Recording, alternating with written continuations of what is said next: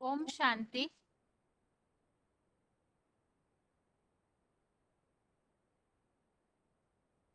भगवत गीता श्लोक क्लास में आज का श्लोक है 12वें अध्याय का 5वां श्लोक, अध्याय 12, श्लोक नंबर 5। श्लोक है,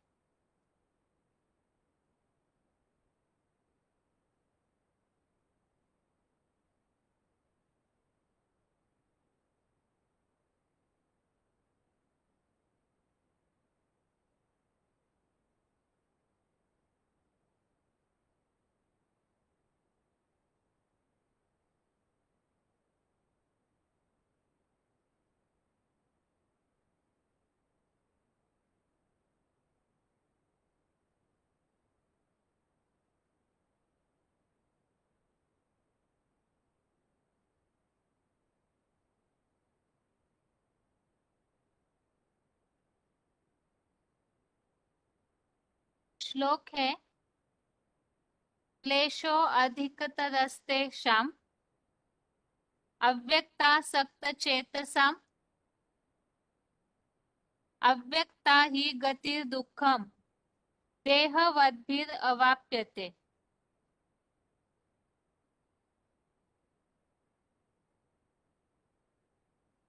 श्लोक दोबारा, क्लेशोधिकतरस्तेषाम् अव्यक्तासक्त चेतसाम् अव्यक्ता ही गतिर दुःखम देहवद्भिर अवाप्यते। अध्याय 12 का श्लोक नंबर 5। क्लेशोधिकतरस्तेषाम् अव्यक्तासक्त चेतसाम् अव्यक्ता ही गतिर दुःखम देहवद्भिर अवाप्यते। श्लोक का संधि विच्छेद है क्लेशः अधिकतरः तेषाम् अव्यक्तासक्तचेतसाम् अव्यक्ता ही गति दुःखम देहवद्भिः अवाप्यते। 12वें अध्याय का 5वां श्लोक, संधि विच्छेद दोबारा। क्लेशः अधिकतरः तेषाम् अव्यक्तासक्तचेतसाम् अव्यक्ता ही गतिः दुःखम देहवद्भिः अवाप्यते। शब्दों के अर्थ है अव्यक्तासक्तचेतसाम्, इसमें अव्यक्त आसक्त चेतसाम, अव्यक्तासक्त चेतसाम अर्थात अव्यक्त निराकार में आसक्त हुए, तेषाम अर्थात उनको, क्लेशः अर्थात कठिनाई, अधिकतरः अर्थात अधिक है, ही अर्थात क्योंकि, देहवद्भिः अर्थात देहभानी द्वारा, अव्यक्ता अर्थात निराकारी, गति ही अर्थात गति, दुःखम अर्थात दुख पूर्वक, अवाप्यते अर्थात प्राप्त होती है। 12वें अध्याय के 5वें श्लोक के शब्दों के अर्थ दोबारा। अव्यक्तासक्त चेतसाम, अव्यक्ता अर्थात अव्यक्त निराकार, असक्त अर्थात आसक्त हुए, चेतसाम, अव्यक्ता सक्त चेतसाम अर्थात अव्यक्त निराकार में आसक्त हुए, तेषाम अर्थात उनको, क्लेशः अर्थात कठिनाई, अधिकतरः अर्थात अधिक है, ही अर्थात क्योंकि, देहवद्भिः अर्थात देह भानी द्वारा, अव्यक्ता अर्थात निराकारी, गति ही अर्थात गति, दुखम अर्थात दुख पूर्वक, अवाप्यते अर्थात प्राप्त होती है। श्लोक का अर्थ है, अव्यक्त निराकार में आसक्त हुए उनको कठिनाई अधिक है, क्योंकि देह भानी द्वारा निराकारी गति दुख पूर्वक प्राप्त होती है। यहाँ पर 12वें अध्याय में हमने शुरुआत में ही 12वें अध्याय का नाम समझा है भक्ति योग है, जहाँ की 11वें अध्याय में ये बात चल रही थी भगवान का जो विराट रूप अर्जुन को दिखाया गया, ज्ञान नेत्र से अर्जुन ने ज्ञान के द्वारा उस विराट रूप की महानता को समझा है, और अर्जुन को भगवान ने इसी के लिए समझाया किस तरह से भगवान को प्राप्त कर सकते। ज्ञान के द्वारा देखा, फिर भगवान की प्राप्ति की बात आती है तो उसके लिए कुछ खास पुरुषार्थ भी बताया है, यज्ञ सेवा करना, अन्य संग रहित भगवान को ही भजना, औरों में वैरहीन हुआ शिव बाबा को पाता है। तो भगवान को पूरी तरह से याद करने से ही भगवान की प्राप्ति होगी। तो इसी के लिए अर्जुन ने 12वें अध्याय की शुरुआत में ही भगवान से पूछा, ये जो भक्तजन हैं आपकी किस प्रकार से उपासना करते हैं, साकार को मानने वाले या तो निराकार को मानने वाले, सगुण या तो निर्गुण उपासियों में कौन अधिक योग के मर्म को जानते हैं। तो इस पर अर्जुन को भगवान ने इस बात को समझाया कि जो अव्यभिचारी रूप से परम पिता जिस अर्जुन रथ के स्थायी रथ में विराजमान है, तो ऐसे साकार में निराकार को जो परम श्रद्धा पूर्वक याद करते हैं, तो ऐसे सिर चढ़े अष्टमूर्ति अन्य जो भी योगी है उनमें श्रेष्ठतम माने गए हैं। और इसी के लिए बताया वो किस तरह से याद करते हैं, तभी एक लिंग स्वरूप भगवान की प्राप्ति करते हैं।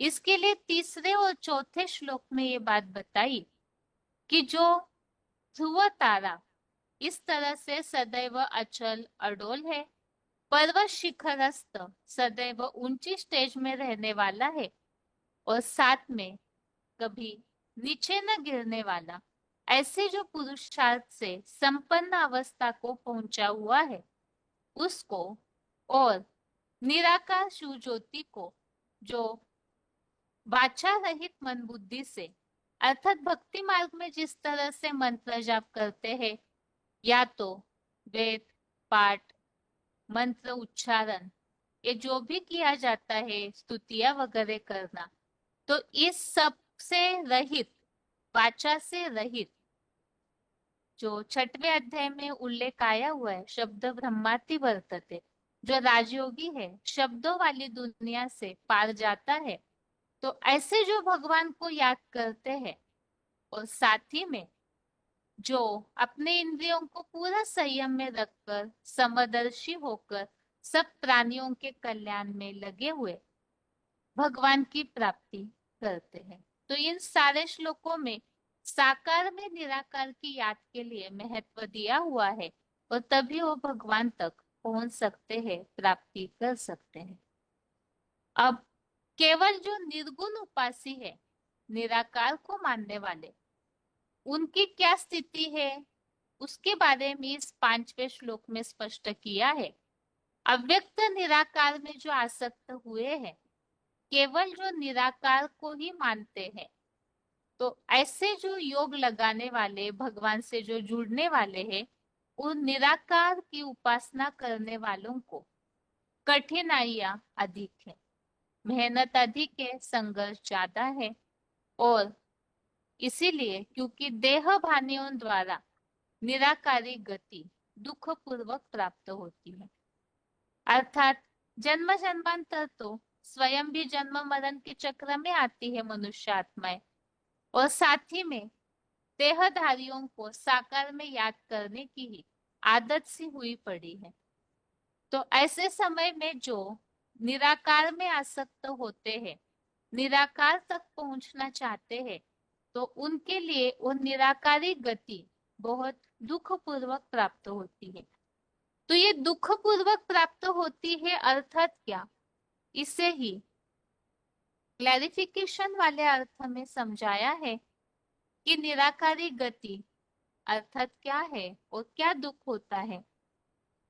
क्लैरिफिकेशन सहित अर्थ है अव्यक्त निराकार सूक्ष्मतम अणु अचिंत्य रूप में आसक्त हुए उन योगियों को कठिनाई अधिक है, क्योंकि देहभानी विधर्मी विदेशी या अधर्मी सब धर्म पिताओं द्वारा देहांकार से निराकारी गति धर्म के धक्के खाकर बड़े परिश्रम से दुख पूर्वक प्राप्त होती है।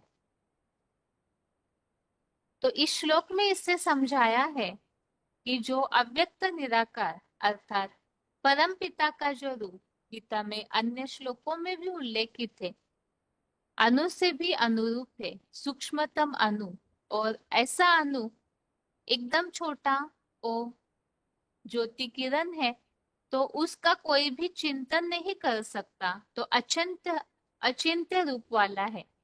तो ऐसे निराकार में जो आसक्त हुए अर्थात निराकार को ही याद करना पसंद है, उसी के ही जो आदि हुए हैं, तो ऐसे आसक्त उन योगियों को कठिनाई अधिक है। क्यों कठिनाई होती है और क्या कठिनाई वो बताया।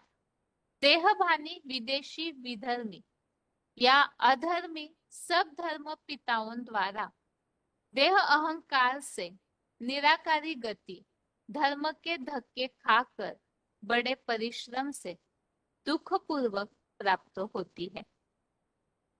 तो यहाँ बताया है जितने भी धर्म पिताएं हैं वही ज्यादातर निराकार के उपासी होते हैं। निराकार को याद करने के निराकार को याद करने में जो आसक्त रहते हैं, तो ऐसों को देह भान होने के कारण, देह अहंकार के कारण ये जो निराकारी स्थिति और निराकार की याद वो बहुत दुख पूर्वक प्राप्त होती है, और वो दुख अर्थात धर्म के धक्के खाने पड़ते हैं। तो यही आज के श्लोक का अर्थ है। निराकार को याद करने से क्या होता है उसका रिजल्ट इस श्लोक में स्पष्ट किया हुआ है, क्योंकि इसके पिछले श्लोकों में भगवान को प्राप्त करना है तो साकार में निराकार को याद करने को ही महत्व दिया है। निराकार से क्या होगा, निराकार को याद करने से, वो यहाँ स्पष्ट किया है। अभी इसी संबंधित जहाँ और अन्य श्लोक आए हुए हैं उससे समझते हैं। आगे रेफरेंस श्लोक है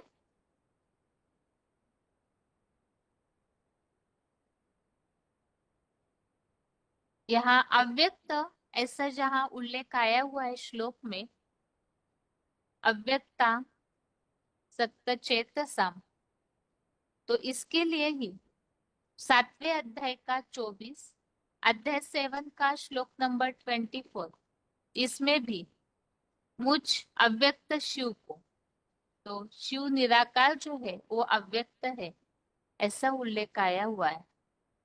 और 12वें अध्याय का पहला और तीसरा अध्याय 12 का श्लोक नंबर 1 श्लोक नंबर 3, इन दोनों श्लोकों में भी अव्यक्त इस बात का उल्लेख आया हुआ है।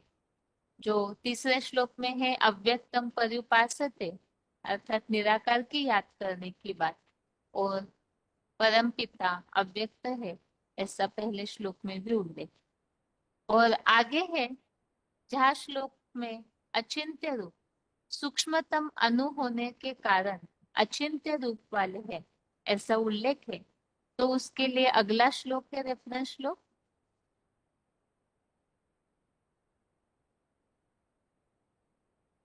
आगे है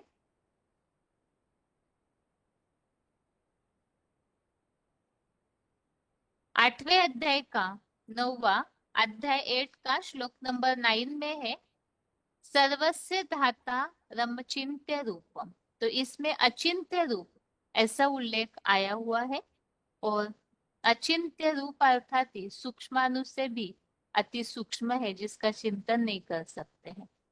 और 10वें अध्याय का 17वां अध्याय 10 का 17 नंबर श्लोक में भी किस भाव से मैं आपका चिंतन करूं ऐसे अर्जुन ने पूछा है, क्योंकि भगवान तो निराकार है तो इसीलिए अचिंत्य ऐसा उल्लेख यह भावार्थ में भी दिया हुआ है।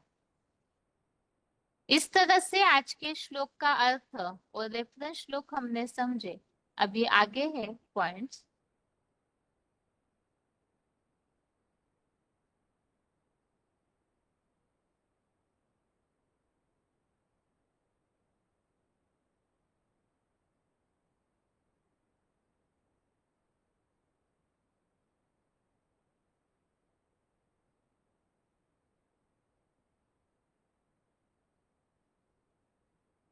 श्लोक का उच्चारण है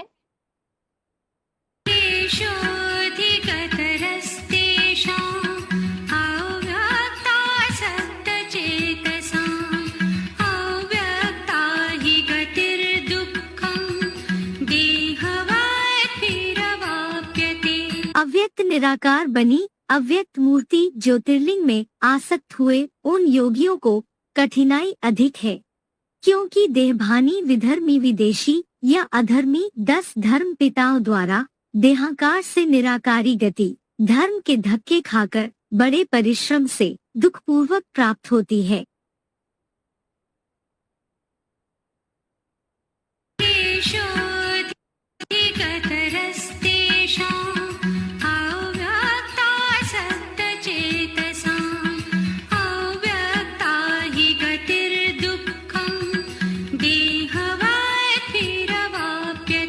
अव्यक्त निराकार बनी अव्यक्त मूर्ति ज्योतिर्लिंग में आसक्त हुए उन योगियों को कठिनाई अधिक है, क्योंकि देहभानी विधर्मी विदेशी या अधर्मी 10 धर्म पिताओं द्वारा देहाकार से निराकारी गति धर्म के धक्के खाकर बड़े परिश्रम से दुखपूर्वक प्राप्त होती है।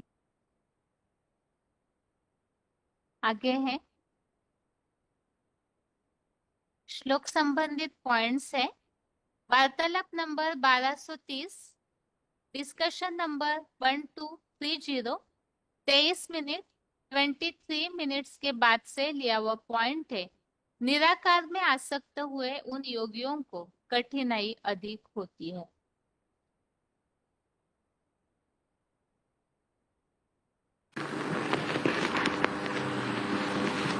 कि जो साकार उपासी होते हैं चरित्रवान होते हैं, इसका मतलब निराकार उपासी उतने चरित्रवान नहीं होते हैं,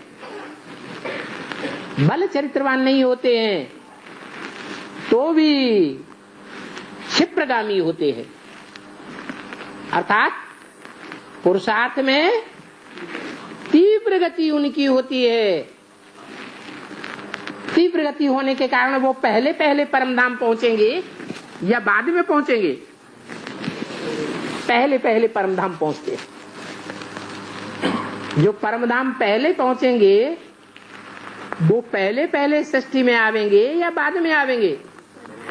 पहले आवेंगे। जो निराकार उपासी हैं वो चरित्रवान नहीं होते हैं, क्षिप्रगामी होते हैं। चरित्रवान न होने के कारण उन्हें पुरुषार्थी जीवन में कलह क्लेश का मुकाबला जास्ती करना पड़ता है। इसलिए संस्कृत की गीता में भी लिखा हुआ है,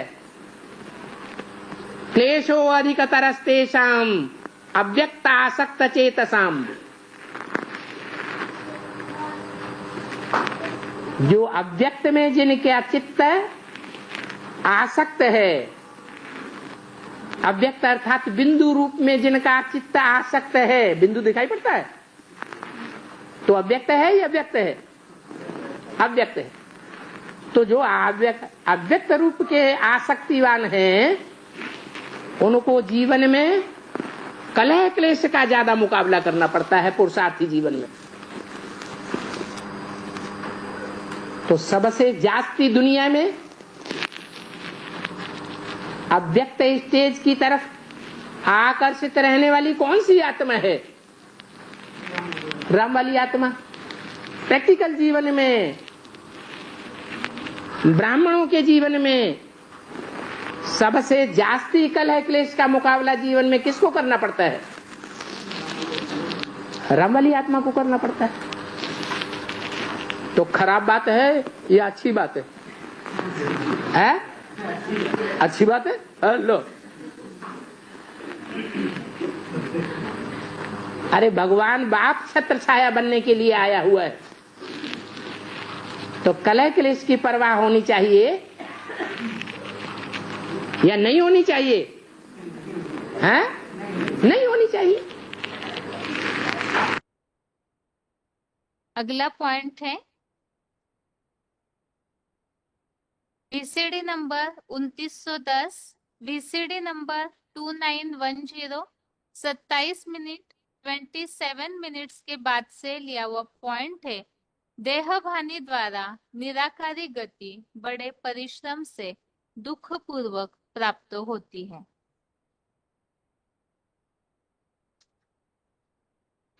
कि निराकार आत्मा निराकार बाप से योग लगाती है। कठिन रास्ता है या सहज रास्ता है?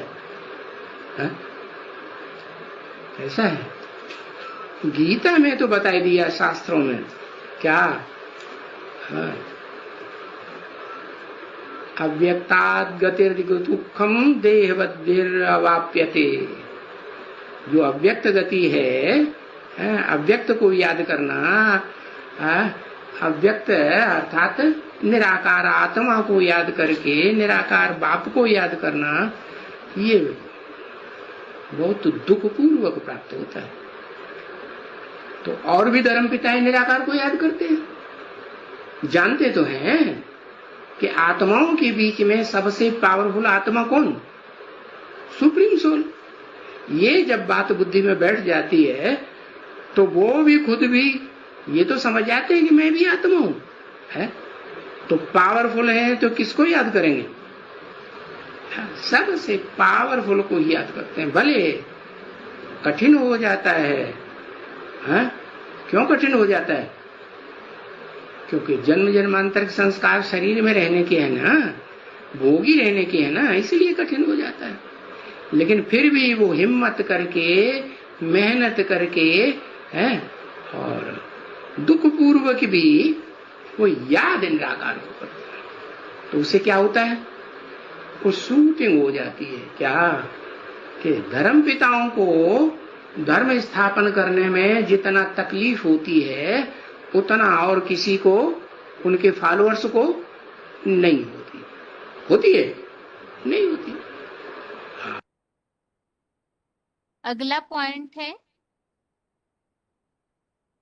VCD number 2247, VCD number 2247, 57 minute 57 minutes के बाद से लिया हुआ पॉइंट है। देहभानी द्वारा निराकारी गति धर्म के धक्के खाकर बड़े परिश्रम से प्राप्त होती है। निरंतर याद में रहना चाहिए। निरंतर उस साकार में आए हुए निराकार की याद में रहें, क्योंकि सिर्फ निराकार को याद करना बहुत कठिन है। वो सिर्फ धर्म पिताएं ये हैं जिनको दुनिया की बड़े से बड़ी आबादी झुक जाती है।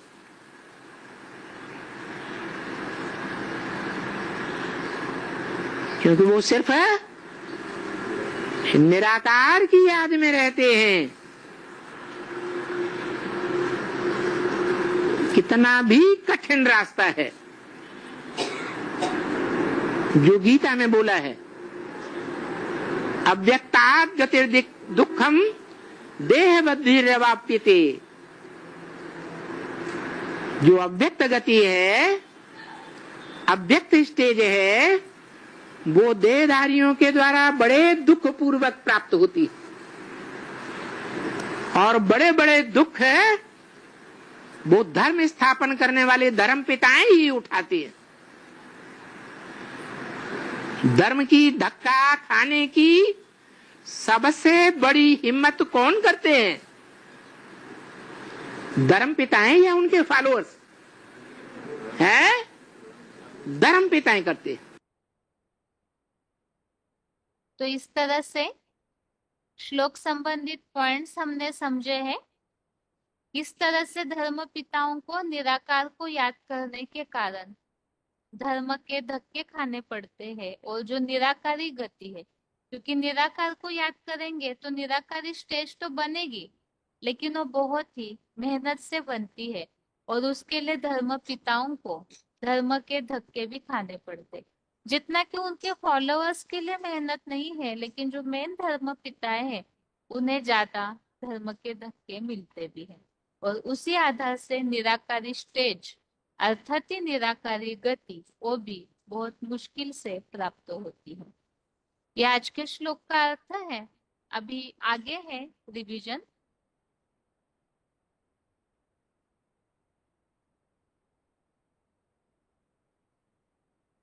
रिवीजन के लिए 10वें अध्याय का 10वां अध्याय 10 का श्लोक नंबर 10। यहाँ पर श्लोकों में हम 10वें अध्याय में बात समझ रहे हैं विभूति योग। और विभूति अर्थात हमने अर्थ समझा विशेष रूप से जन्म लेने वाली आत्माएं। और 9वें अध्याय में जहाँ बात चल रही थी, जो भी मनमना भव और मद भक्तो मध्याजी वाम नमस्कुरु, मनमना भव और मध्याजी भव इस तरह से स्थिति को प्राप्त करते हैं, ऐसा पुरुषार्थ करते हैं, तो वही भगवान के द्वारा दिया जाने वाला वर्षा अर्थात राजाई भाव को प्राप्त करते हैं। और इसी के लिए ही भगवान को याद करना है, तो उनके स्वरूप को समझना है। इसी के लिए 10वें अध्याय में भगवान ने अर्जुन को ये बात बताई जो पहले श्लोक में आया कि ये जो श्रेष्ठतम ज्ञान है वो अर्जुन के लिए ही बता रहे हैं भगवान, क्योंकि ये सर्वोत्तम वाणी है और अर्जुन ही है जो इसे समझ सकते हैं, सुनने के लिए प्रीतिमान भी है। और इसी के लिए बताया कि भगवान का जो रूप है उसे कोई भी देवता हो, दानव हो, महर्षि हो नहीं जानते हैं। क्यों नहीं जानते हैं? तो उसके लिए भी बताया क्योंकि सबका आदिकालीन आदिश्वर भगवान ही है। और वो भी कैसे? तो क्लैरिफिकेशन वाले अर्थ सहित हमने इस बात को समझा कि परम पिता शिव साकार में आते हैं तो महादेव के द्वारा ही आदिकालीन आदिश्वर बनते हैं। और इसी के लिए बताया परम पिता जो अजन्मा है, अनादि है, और जो ज्ञानी भगवान के इस स्वरूप को जानते हैं कि वो तीनों लोकों के महेश्वर है, तो इस स्वरूप को जो जानने वाले हैं कि तीनों लोकों का स्वामी एक भगवान ही है, तो भगवान को ही प्राप्त करना चाहिए। ये बात जो समझेंगे तो अन्य सारे मनुष्यों से मोह रहित हुआ सब पापों से पूर्णतः मुक्त हो जाता है। तो इस श्लोक में पापों से मुक्ति के लिए रास्ता बताया है भगवान की यथार्थ पहचान। और इसी के लिए यथार्थ पहचान के लिए अगले श्लोकों में 4थे और 5वें श्लोक में ये बात स्पष्ट की है, इस दुनिया में जितने भी अच्छे बुरे भाव है वो परम पिता का जो साकार स्वरूप है महादेव, जो 9वें अध्याय में जिसके लिए अव्यक्त मूर्ति न बताया, जो शिव समान निराकारी स्टेज को धारण करते हैं, तो ये सारे जो भी भाव है वो सारे उस महादेव के द्वारा ही शुरुआत होती है। इसके अलावा बताया कि इस सृष्टि पर जो 4 मानस पुत्र है, सप्तर्षि है, ये भी ब्रह्मा की पैदाइश है। जो मानसी सृष्टि रची गई ऐसे बताया जाता है, तो उसी से ही सारे ये विभूतियां निकलती है। और जिसके लिए बताया हुआ है बाकी जो भी इस संसार में स्वर्ग और नरकलोक में प्रजा है, वो सारी इन्हीं से ही शुरू होती है। और इसी के लिए बताया कि जो इस तरह से मेरे इस भाव को, मेरे इस स्वरूप को जानते हैं, तो 7वें श्लोक में इसे बताया कि जो मेरे विभूतियों को, विशेष रचना को यथार्थ रीति जानते हैं, वो अविचलित रूप से मेरे से महादेव की तरह जुड़ जाता है। तो इसीलिए ही जो पूरी तरह से भगवान से जुड़ जाते हैं, एकाकार हो जाते हैं भगवान के स्वरूप को जानकर कि वही इस सृष्टि के महेश्वर है, तीनों लोकों के शासक है, तो भगवान को जो प्रीतिमान होकर याद करते हैं, तो उसके लिए बताया उस महादेव की तरह उनका नाम, जैसे परमपिता शिव के साथ एक महादेव का ही नाम जोड़ा जाता है, क्योंकि वो अविचलित रूप से उनसे जुड़े हुए हैं। और इसी के लिए बताया है कि इस सृष्टि पर जो भी भाव है, जो बताया अहम सर्वस्य प्रभु मत्तः सर्वम प्रवर्तते, इस सृष्टि का आदि उत्पादक परमपिता है और उनसे ही इस सृष्टि का सारा कार्य चलता है। तो ऐसे मानकर जो भाव विभोर हुए बुद्धिमान लोग हैं, वो भगवान को ही भजते हैं।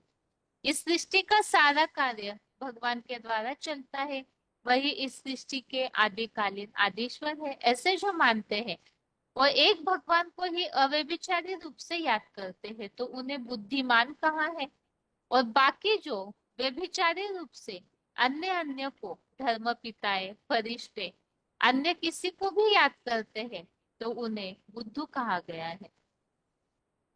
और इसी के लिए बताया कि जो भगवान को याद करने वाले हैं, उनकी प्राप्ति बताई, जो भगवान में ही मन बुद्धि लगाते हैं, उनमें ही जिनके प्राण लगे हुए हैं, भगवान के बारे में ही जो वाणी से भी बात करते हैं, अन्य कोई बात नहीं करते हैं, तो ऐसे जो निरंतर योगी है, उनके लिए बताया कि वो अतीन्द्रिय सुख में ही संतुष्ट होकर के रमन करते हैं।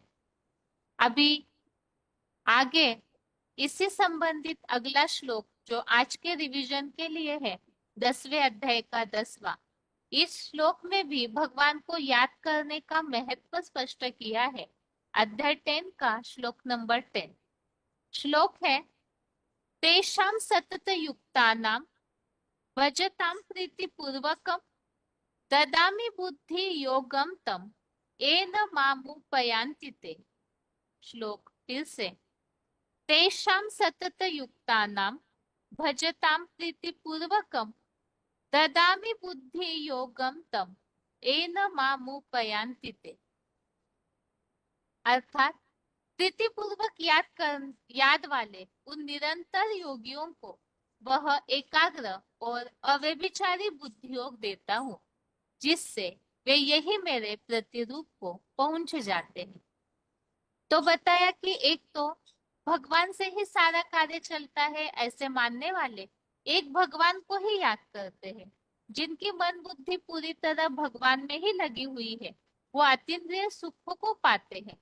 और साथ में बताया ऐसे प्रीति पूर्वक याद करने वालों को भगवान से बुद्धि योग भी मिलता है और वो भगवान के प्रतिरूप को पहुंच जाते हैं, जैसे कि महादेव जो शिव समान बनते हैं।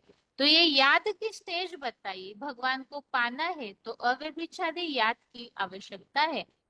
और इसी संबंधित जो श्लोक में उल्लेख आया है, नित्य भगवान को जो याद करने वाले हैं, सतत युक्ता नाम, निरंतर भगवान को याद करने वालों की प्राप्ति के लिए और भी जहाँ श्लोक है, तो पहला है रेफरेंस श्लोक 8वें अध्याय का 14वां, अध्याय 8 का श्लोक नंबर 14।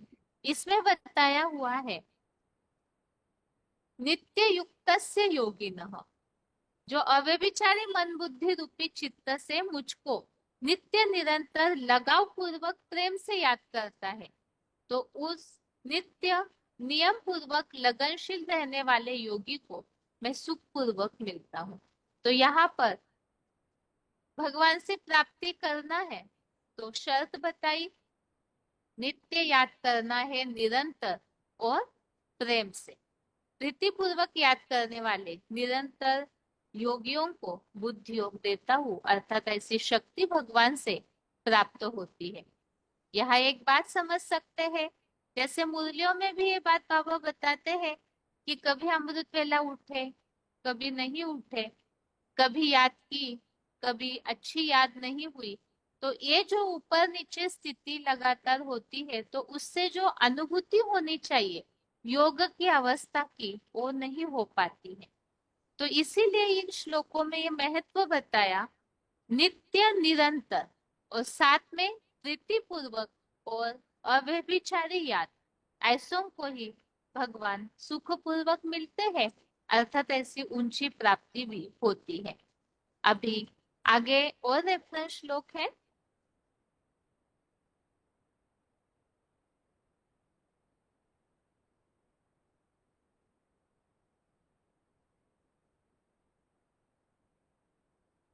आठवें अध्याय का 8वां अध्याय 8 का श्लोक नंबर 8, इसमें भी बताया है, अभ्यास योग युक्तेन चेतसा नान्य गाम्भिना।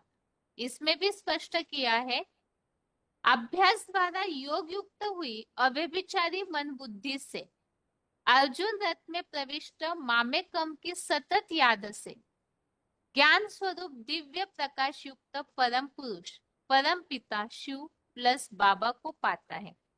तो यहाँ भी वास्तव में साकार में निराकार को याद करके उनको ही प्राप्त करना है। जो 12वें अध्याय में भी टॉपिक यही चल रहा है, एक लिंग भगवान को जन्म जन्मांतर अद्वैत भाव से प्राप्त करना। तो यहाँ भी यही बात बताई, ऐसे दिव्य परम पुरुष को पाने के लिए अभ्यास द्वारा योग युक्त अर्थात नित्य युक्त से योगिनः, जो डेली अभ्यास करेंगे, निरंतर खंडित हुए बिना जो याद का अभ्यास करते हैं, अव्यभिचारी याद करते हैं, प्रीति पूर्वक याद करते हैं, तो वही शिव बाबा को पाते हैं। जो आज के श्लोक में यहाँ 10वें अध्याय में उल्लेख है, प्रीति पूर्वक याद करने वालों को मैं उद्योग देता हूँ। और 8वें अध्याय का 9वां और 10वें श्लोक में, यहाँ 10वें श्लोक में खास ये बात बताई हुई है, अचल अडोल भक्ति भाव से प्रयाण काले मनसा चलेन भक्त्या युक्तो योग बलेन चैव।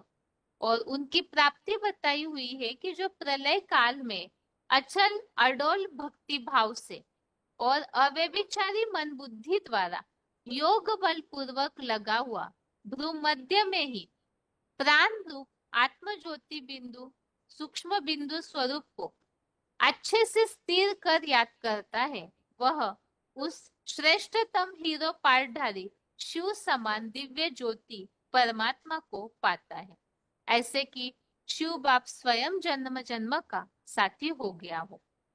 तो यहाँ भी इस बात को स्पष्ट किया है, अचल अडोल भक्ति भाव, चाहे कितनी भी स्थिति परिस्थिति आए, लेकिन जो याद है वो खंडित नहीं होनी चाहिए। ऐसे याद करने वालों को ही जो बताया दिव्य ज्योति परमात्मा, जो शिव समान बनते हैं हीरो पाठधारी, तो ऐसे शिव बाबा को प्राप्त करते हैं। आगे है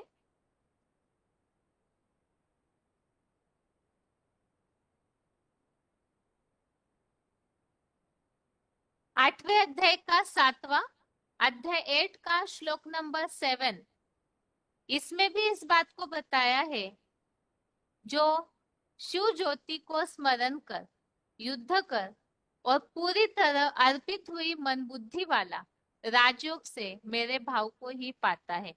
तो भगवान को याद करने से क्या प्राप्ति होती है वो बताई हुई है। और 9वें अध्याय का 34 अध्याय 9 का श्लोक नंबर 34, इसमें बताया, मन मना भव मत भक्तो मध्याजीवाम नमस्कुरु, अर्थात नित्य और निरंतर याद करना अर्थात कैसे, तो तरीका यहाँ स्पष्ट किया है। मेरे में ही मन लगा, मेरी यज्ञ सेवा कर। जिसको भगवान की याद आती होगी तो उन्हीं का कार्य करेंगे। तो यज्ञ सेवा कर, मेरा भक्त बन जा, मेरे मुझ शिव बाबा को श्रद्धा से झुक जा।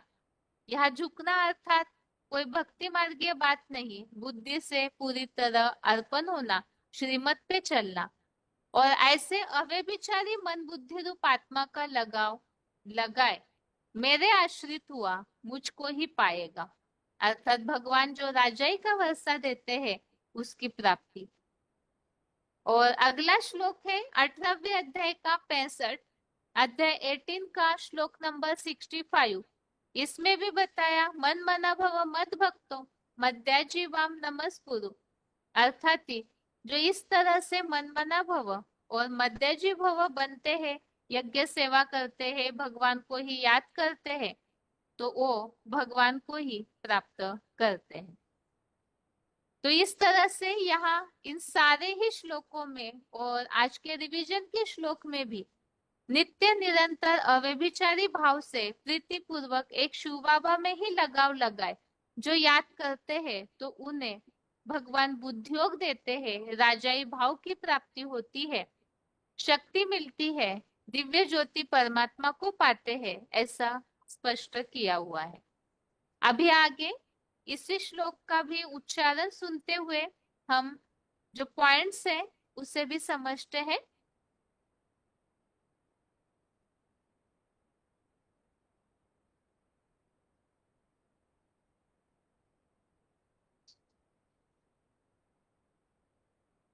श्लोक में हमने मुख्य बात समझी है, साकार भगवान के नजदीक कौन पहुंच सकेंगे। तो उसका तरीका इस श्लोक में बताया हुआ है भगवान के नजदीक पहुंचने का।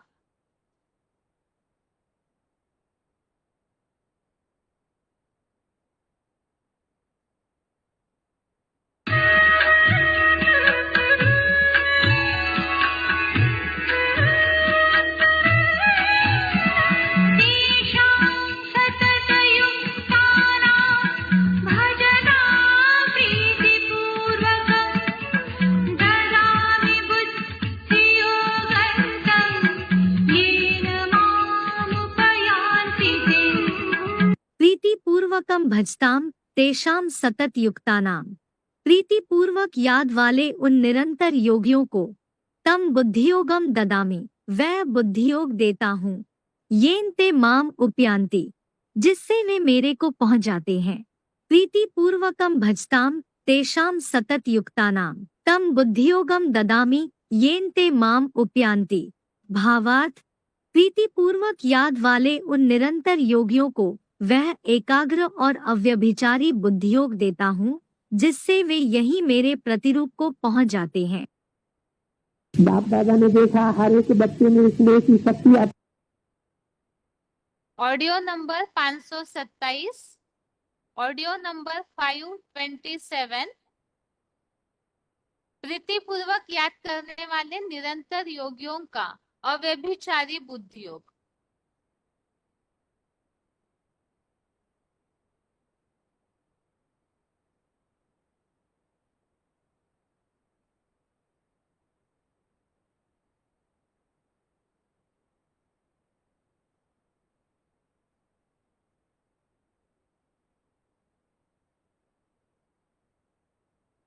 हर एक बच्चे में स्नेह की शक्ति अटूट है।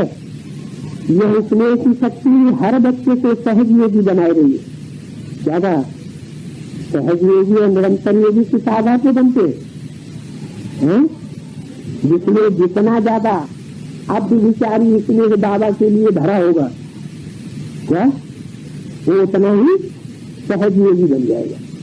और सहज योगी होगा तो निरंतर याद भी आती रहेगी। अगला पॉइंट है VCD number 1329, VCD number 1329, 34 minute 34 minutes के बाद से लिया हुआ पॉइंट है। एकाग्र और अव्यभिचारी बुद्धियोग वाले निरंतर योगी शिव के प्रतिरूप को पहुंच जाते हैं। पक्का करो कि हमको बाबा के नजदीक तो जरूर जाना है। क्या नजदीक जरूर जाना है? अरे पास में आके कंधे के नजदीक आके बैठ जाओ तो पास हो जाएगा। नहीं, मन बुद्धि से भी नजदीक जाने का मतलब ये हुआ कि जितना जितना हम जास्ती गहरी याद में रहेंगे तो वो आत्मा जन्म जन्मांतर बाप के पार्ट के नजदीक ही रह करके पार्ट बजाएगी। नहीं तो याद में नहीं रहेगी, मायावी प्रभाव में आती रहेगी। तो जो और धर्म वाले हैं वो अपने चक्कर में फंसाए के ले जाते रहेंगे। कहीं कोई पार्टी ले जावेगी, कहीं कोई पार्टी घसीट ले जावेगी, कहेंगे हम भगवान हैं, हम विष्णु भगवान हैं। ऐसे होता है कि नहीं होता है? ऐसे होता है। तो पवित्र और पूरा सतो प्रधान होकर के बाप के पास जाना है। इस बात को अच्छी रीति समझना है कि जितना जितना हम पवित्र आत्मा बनेंगे, बाप के घर परमधाम में भी नजदीक बैठेंगे और 84 के चक्र में भी जन्म जन्मांतर नजदीक आवेंगे। कई तो फट से इन बातों को भूल जाते। क्यों है? नहीं, 63 जन्मों में बाप के नजदीक नहीं रहे हैं। क्या द्वापर युग से औरों के चक्कर में आ गए तो बाप से दूर हो गए। तो यहाँ संगम युग में उनकी निशानी क्या दिखाई देगी? है? हाँ, उनकी निशानी ये दिखाई देगी कि यहाँ बैठेंगे तो भी बुद्धि इधर उधर भटकेगी और बाहर की दुनिया में जाएंगे तो बाप को फट से भूल ही जावेंगे। बाबा अभी भी तो बच्चों के सामने बाबा प्रत्यक्ष है ना, बच्चों के सामने। अगला पॉइंट है वार्तालाप नंबर 1665, डिस्कशन नंबर 1665। निरंतर योगी यहाँ ही भगवान से मिल सकेंगे। बच्चों के सामने प्रत्यक्ष है, कभी अनिश्चय बुद्धि क्यों हो जाते हैं? कभी निश्चय बुद्धि, कभी अनिश्चय बुद्धि, ऐसा क्यों होता है? अभी अमर भव का परमानेंट वरदान मिला हुआ है कि बीच बीच में मर जाते हैं, मर जाते हैं। जब मिल जाएगा डायरेक्ट तो सबके मुख से निकलेगा क्या? मेरा बाबा। जो इन आंखों से एक बार भी देखेगा, इन कानों से एक बार भी सुनेगा तो परमानेंट मेरा बाबा हो जाएगा या निश्चय बुद्धि हो जाएगा? परमानेंट हो जाएगा। नहीं, और मिलना ही उनको होगा जिनका योग सफलीभूत हुआ होगा। योग पूरा नहीं होगा, याद पूरी नहीं होगी, 63 जन्म के पाप कटे हुए नहीं होंगे तो मिल ही नहीं पाएंगे।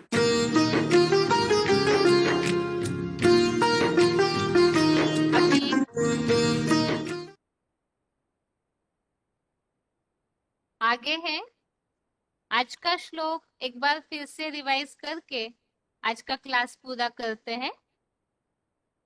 12वें अध्याय का 5वां श्लोक है।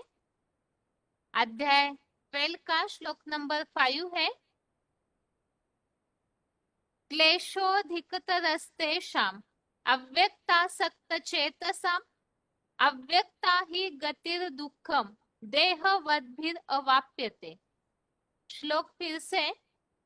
क्लेशः अधिकतरस्तेषाम् अव्यक्तासक्तचेतसाम् अव्यक्ता ही गतिर दुःखम देहवद्भिर अवाप्यते। अर्थात अव्यक्त निराकार सूक्ष्मतम अणु अचिंत्य रूप में आसक्त हुए उन योगियों को कठिनाई अधिक है, क्योंकि देहभानी विधर्मी विदेशी या अधर्मी सब धर्म पिताओं द्वारा देह अहंकार से निराकारी गति धर्म के धक्के खाकर बड़े परिश्रम से दुख पूर्वक प्राप्त होती है। तो यहाँ पर निराकार को याद करने वालों को क्या प्राप्ति होती है उसे स्पष्ट किया है, क्योंकि इसके पिछले श्लोकों में हमने समझा साकार में निराकार को याद करने का महत्व, और ऐसे ही जो याद करते हैं ऊंची स्टेज में जो साकार बैठे हैं कुटस्थ जी ने कहा, तो उस ऊंची स्टेज वाले में परम पिता निराकार शिव ज्योति को जो याद करते हैं तो वही भगवान के स्वरूप को प्राप्त कर पाते हैं, भगवान के नजदीक जा पाते हैं। बाकी जो निराकार को याद करने वाले हैं वो निराकारी स्टेज तो बनाएंगे, लेकिन उसके लिए उन्हें बहुत धक्के खाने पड़ते हैं, धर्म के धक्के बताया हुआ है, और ये खास स्थिति धर्म पिताएं ही बनाते हैं। अभी इसी श्लोक संबंधित जो रेफरेंस श्लोक समझे थे उससे समझते हैं।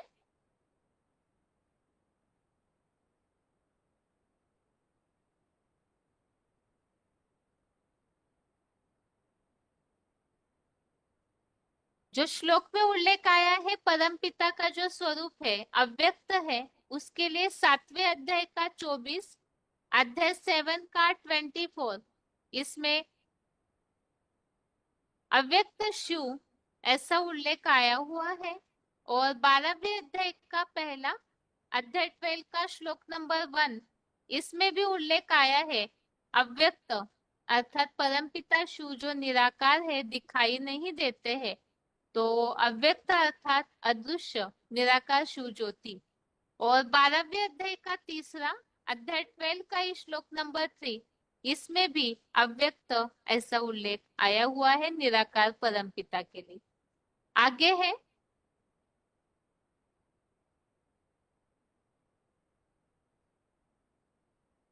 श्लोक में जहां उल्लेख आया है अचिंत्य, सूक्ष्मतम अणु और अचिंत्य जो बताया अव्यक्त के लिए ही, और निराकार किस तरह से छोटा बिंदी रूप में है, तो सूक्ष्मतम अणु और अचिंत्य इसके लिए 8वें अध्याय के 9वें श्लोक में उल्लेख है, और 10वें अध्याय के 17वें अध्याय 10 के श्लोक नंबर 17 में भी अचिंत्य अदृश्य रूप को जानने की बात का उल्लेख आया हुआ है। तो ये आज के श्लोक का अर्थ हमने समझा। निराकार को याद करने वालों को, खास करके धर्म पिताओं को, निराकारी गति और स्टेज बहुत परिश्रम से प्राप्त होती है, अर्थात धर्म के धक्के ज्यादा खाने पड़ते हैं। और 10वें अध्याय का 10वां जो रिवीजन का श्लोक है उसमें हमने खास बात समझी है, जो भगवान को नित्य निरंतर अव्यभिचारी भाव से प्रीतिपूर्वक याद करते हैं, मन बुद्धि जिनकी लगातार भगवान में ही लगी हुई है, तो ऐसे एकाग्र अव्यभिचारी बुद्धियोग वाले ही भगवान को प्राप्त कर सकते हैं, जिसके लिए हमने समझा कि जब वो पाठ विराट रूप का प्रत्यक्ष हो जाता है तो बाबा ने बताया कि जिनकी अव्यभिचारी याद सफल हुई होगी वही उस स्वरूप तक पहुंच पाएंगे। ये आज के दोनों श्लोकों के रिवीजन सहित अर्थों को हमने समझा, और अभी आज के लिए गीता क्लास यहाँ ही पूरा करते हैं। ओम शांति।